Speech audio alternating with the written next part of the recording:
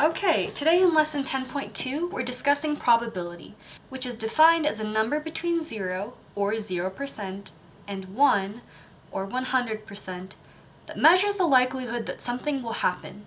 So we can actually measure this on a scale. Here's a full chart of the likelihood that something will happen. At the far right end, if the probability of something is 1, we say that that's 100% likely to happen.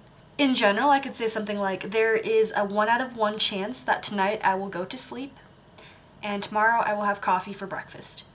There's a 100% chance that that will happen. On the other hand, there's a 0% chance, or a 0 out of 1 probability, that tomorrow I will wake up and I will have Lucky Charms for breakfast. I hate Lucky Charms, I will never eat them. So there's also a scale of values all the way between, which can be measured in either decimals, fractions, or percentages. So if we think back to our chapter where we measured those, we will recognize that these are all exactly the same number in just different forms. Exactly halfway between 0 and 1 is a 50-50 chance.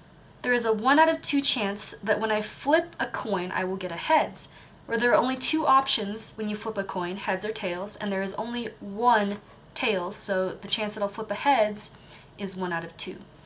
For this lesson, we're only going to be talking about theoretical probability, which is the probability that is kind of hypothetical. So it means that we haven't done the experiment yet. It's basically just saying, okay, well, an event is going to happen, so what are the hypothetical chances that you will get a specific outcome?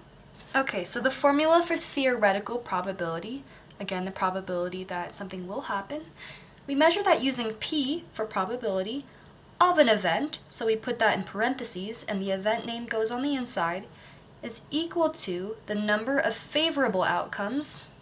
If we remember from yesterday, a favorable outcome is the outcome that we want to happen, and we put that over the total amount of possible outcomes, so all of the outcomes combined. Let's go back to our example of a spinner from yesterday. Now the question is asking us, what is the theoretical probability of spinning a number that's higher than 4?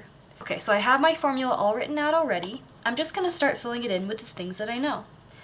I know that my probability is equal to the number of favorable outcomes. In this case, a favorable outcome would be rolling a number higher than 4, and I would put that over the number of possible outcomes. My total amount of possible outcomes is 1, 2, 3, 4, 5, 6, 7, 8. That number goes on the bottom. There are 4 numbers that are higher than 4. Okay, so 5, 6, 7, 8. I have 4 favorable outcomes, all of these numbers here. So the number I put in the top is 4.